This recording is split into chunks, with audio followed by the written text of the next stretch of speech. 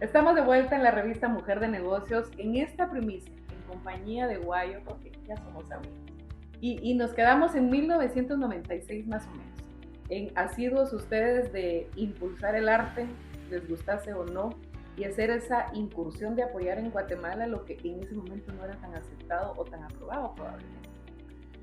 Ese fue un esfuerzo que evidencia los orígenes del banco. El banco lo fundaron cafetaleros y exportadores de café que no eran banqueros, ni les interesaba el negocio bancario. Ellos querían revolucionar la banca y convencer a la industria bancaria en Guatemala que son una industria de servicio y no lo que en aquella época era. En aquella época, primero la silla del gerente era 2 pulgadas más alta, y lo ponían a uno abajo. Le daban crédito al que no lo necesitaba. Es decir, era extremadamente conservador y ellos como empresarios habían sufrido de esos temas. Hay una anécdota ahí que habla del horario, ¿verdad? Y abrían a las 9 de la mañana y cerraban a las 3 de la tarde. Entonces Bancafé, cuando inauguró en 1978, abrió de las 8 de la mañana a las 8 de la noche. 12 horas ininterrumpidas, la central y todas las agencias. Ese espíritu era lo que querían los accionistas. Querían tener un banco, pero para revolucionar la banca. Por supuesto tenía que ser negocio, porque eso tiene que ser negocio y tiene que ganar dinero. Pero era su expresión de revolución empresarial y de modernidad. Entonces eso nos llevó a hacer muchas cosas y cambiar también, por ejemplo, el tema de municipal, de los rojos. Fuimos el primer patrocinador exclusivo de un equipo y porque suspendieron el banco fueron solo 15 años, pero nos hubiéramos quedado todo el tiempo. Eso recordábamos con la directora de la revista, que ustedes fueron primicia en ese sentido. Totalmente, y lo veíamos como una promoción de la marca, no nos involucrábamos en seleccionar jugadores ni nada de eso, que es otra vez como la filantropía. Muchos se meten a patrocinar equipos, pero porque quieren ellos dirigir el equipo. En el caso nuestro era profesional totalmente. Lo más importante, que debía haber empezado por ahí, es que todo eso se puede lograr si la gente lo absorbe y lo vuelve su cultura. Nuestros colaboradores, entonces, nos ocupamos muchísimo de crear una cultura de servicio, una cultura Bancafé, la llamábamos incluso. Y les dábamos oportunidad de ser buenos ciudadanos a través de Bancafé. Por ejemplo, ahora el tema de la Teletón.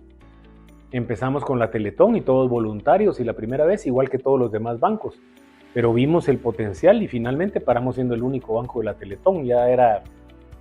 Y todo el personal hacía 10,000 actividades y la Teletón era grandísima. Se pusieron la camiseta con el tema social. Correcto. Y entonces el colaborador se sentía útil a su sociedad a través de Bancafé. Lo mismo sucedía con las elecciones. Tomamos centros electorales y los colaboradores eran las juntas electorales y entonces era una fiesta cívica, pero era a través de Bancafé. Y en los dos ejemplos que acabo de dar, una nota muy importante, se perdían los rangos del banco. Entonces podía ser que un receptor pagador fuera jefe de un gerente, ¿verdad? En la mesa electoral el presidente era un receptor pagador y el vocal era un gerente, igual en la Teletón, en los grupos. Entonces se fue creando una cultura de servicio muy particular que al día de hoy sigue. Encuentro colegas que dicen, mira, yo tengo ahí ex Bancafés que son una maravilla y solo de Bancafé me hablan cada vez que me miran. Entonces sigue todavía ahí esa parte fuerte. Entonces esa es la segunda parte. A través de Bancafé, la expresión empresarial de cómo queríamos cambiar a Guatemala, cómo queríamos incidir y que fuera un país distinto. Claro, vemos también en esta parte como escritor y la forma en que usted va contándonos esta historia, de las cosas que también rescatamos para quienes nos ven a través de la revista Mujer de Negocios, es que cuando se empieza con un sueño, la visión se conserva cuando usted ya ve el sueño hecho realidad o cambia o dista de lo que imaginaron en algún momento. Ok, yo creo que hay que tener muy bien cimentado la razón por la que uno está haciendo las cosas. Por ejemplo, en el caso del banco, estamos hablando ahora de Bancafé, el mandato de los accionistas desde que formaron el banco era revolucionar la banca. Entonces, desviarnos de eso a hacerlo altamente productivo o, ¿verdad?, no ser los innovadores siempre, hubiera estado mal. ¿Qué se hace en el camino para ser innovador? Es muy difícil saber porque no sabe uno por dónde va a ir la tecnología, ¿verdad? Cuando el banco empezó en el 78 no habían computadoras, eran tarjetas, ¿verdad? Y para dónde iba a ir la tecnología no se sabía, pero sabíamos que teníamos que estar en la vanguardia, que ese es nuestro mandato, que a eso es a lo que tenemos que apuntar e ir. Entonces sí, tiene que haber una visión de larguísimo plazo de hacia dónde quiere uno caminar, pero hay que ir bandeando obstáculos, ¿verdad? Encontrando rutas más cortas, no se puede programar todo, ¿verdad? Aparte que yo soy particularmente de la teoría del caos, no de la teoría de la conspiración. Yo creo que las cosas pasan y hay que estar más flexible, no soy de la teoría de esos que conspiran y que creen que todo está ordenado, no soy de esos. Pero sí, la visión y qué es lo que uno quiere en el largo plazo. Por ejemplo, el otro día recordaba con un amigo que yo me retiré en el 2001 del banco y el objetivo del banco venía de frases que yo oía. Todo el mundo dice, le llama a la señora o al señor, ¿verdad? Y mira, voy a pasar al supermercado y también voy a pasar echando gasolina y tengo que ir al banco. Tengo que ir al banco, ¿verdad? Nadie le gusta ir a un banco. No. Exacto, así es. Entonces, en el 2001, la meta que nosotros teníamos en informática era que no conocieran el banco. En el 2001, hace 22 años, ¿verdad? Así es como se fijan los objetivos de largo plazo. ¿Cómo hacerlo? Y en esa época, pero fuimos, por supuesto, la primera en línea, ¿cómo se llama? Para poder accesar las cuentas en línea, la banca en línea, fuimos los primeros y entonces ahí va uno adaptando, pero tiene que tener la visión. La visión. Mire qué importante, empezamos con un sueño, el sueño se hizo realidad gracias a un grupo de personas con un mismo sentir y ese sentir los hace querer revolucionar, lo cual lograron en su momento y transformaron muchísimas vidas, desde la cultura que generaron dentro de esta institución y cómo conservar todo eso es interesante. Pero usted dice se retira en el 2001, pero a mí me encanta, también soy asidua de la política, yo en algún punto aspiro a dirigir una campaña política presidencial, no me ha llegado mi tiempo. Excelente. Pero vemos que también cuando usted hace esa incursión viene, como usted bien lo plantea en la historia, de una familia con valores moderados todo el tiempo, sin derechas, sin izquierdas, sí, y probablemente con una cultura de la doble escucha, además, ¿verdad? Y que eso lo va formando en el camino para poder en un futuro postularse. ¿Cómo pasa? ¿Cómo sucede eso? ¿Sí? Bueno, como le contaba, mi gusano político lo mantuve alimentado en el sector empresarial, pero se dio el serranazo. Y cuando el Congreso nombra a Ramiro de León Carpio, él toma una decisión política muy importante y es formar gabinete con gente que no tuviera afiliación partidaria. ¡Wow! ¡Qué reto! Precisamente, como él no tenía partido político, la verdad que él estaba sosteniendo la peña de la democracia. Entonces, una decisión muy acertada. Primero nombró a Fanny de Estrada, que era la directora ejecutiva de la gremial de exportadores de productos no tradicionales. Yo era el presidente y yo la convencí, porque ella no quería. Y entonces yo le dije, mira, cuando la patria llama, hay que responder y es un momento especial en el país y esto tenemos que defender la democracia. Y total que la convencí. Efectivamente ella tenía razón, ella no tiene la parte política, es una ejecutiva increíble y una técnica increíble, pero se enfermó, literalmente se enfermó del estrés. Entonces ya le aceptó la renuncia el presidente de León Carpio y me nombró a mí. Por eso fue que fui ministro a los 33 años. Su experiencia como ministro, el tema ya más acercado al ejercicio político. Exacto, ese es el salto, ¿verdad? Porque yo nada en política nacional y salto de una vez a ministro fue excepcional.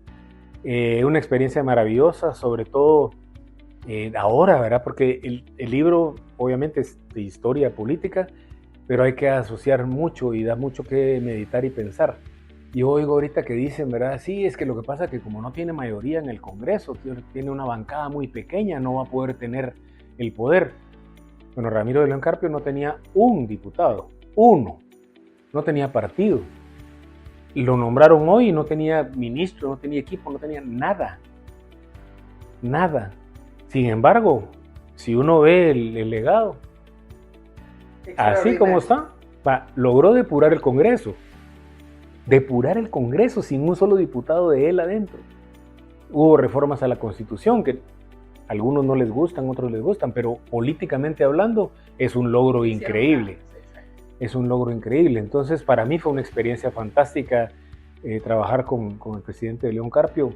Lo admiré pues porque ya murió mucho y aprendí cualquier cantidad. Pero eso ya me llevó a la arena política nacional. Cuando entra Álvaro Arzú, me vuelven a ofrecer el Ministerio de Economía. Yo ya no quise regresar porque tenía compromiso en el banco. Pero un año después, finales del 96, para la firma de los acuerdos de paz, ahí se forma la comisión de acompañamiento de los acuerdos de paz. 2 comandantes guerrilleros, Pablo Monsanto y Rolando Morán, y los 2 representantes del presidente, eran Raquel Zelaya y Cholón Porras. Ellos 4 invitan a 4 ciudadanos representativos, no representantes, de los sectores. Un cooperativista, un académico, un indígena y un empresario. Y entonces yo llegué como representativo, o sea, no le tenía que rendir cuentas a nadie en el sector privado, pero obviamente era empresario, pues, y estaba clara mi posición. Esa era la parte que usted representó en el desarrollo de los acuerdos de paz. Correcto, ahí estuve 5 años en la implementación. Es una especie como de junta directiva y ahí teníamos que implementar los acuerdos, pero eso me puso en contacto con la política nacional. De todos los estratos, sí, totalmente, porque fue un proceso largo. Sí, y comunidad internacional, sí. ONG, todo lo habido por haber tenía que pasar por la comisión. Entonces, por supuesto que eso despertó mucho más el gusano político, pues. Y coincidió que cuando terminé eso, estaba llegando ya a los 40 años y tuve mi crisis de los 40 años. Sí me compré un convertible rojo. ¿Está bien? ¿Lo conserva? Ya no. Lo conserva. No, ya no, pero sí, pero esa fue la única loquera. No, ¿qué va a hacer? Lo otro es más loco. Pero tomé la decisión de dejar la vida empresarial. Vendí la empresa que tenía de plantas ornamentales, compré acciones del banco y me separé, me retiré de absolutamente todo y me afilié al PAN. El PAN en ese momento ya había pasado lo que siempre pasa con los partidos, no aguantaron el gobierno de Álvaro Arzú, se separaron y lo tomó López Rodas con el grupo de distritales. Yo entré con el grupo de Óscar Bechet y entré muy ilusionado por la propuesta que era primarias, o sea, formar un partido de verdad, de verdad, sin cacique, sin dueño, no de papel, sino de bases, como debe ser un partido político. Y entonces entré, Óscar Bechet obviamente era el candidato natural, pero no quería ser candidato. El grupo me propuso y fui por un tiempo el precandidato a la primaria contra Leonel López Rodas, lo cual era alguien podría decir que era una locura, pero hay que entender políticamente que uno debe servir a su patria primero, a su partido después y de último uno. Entonces, pues la facción nuestra, el grupo nuestro necesitaba un liderazgo para la primaria. Óscar Bechet no quería ser, él me propuso a mí. Y si quiere y yo acababa de llegar conmigo. Sí, porque vamos a ir a una pequeña pausa nuevamente y nosotros al volver tenemos esta interesante parte también donde la formación política, ese gusanito político lo invita y lo empuja a estar en elecciones.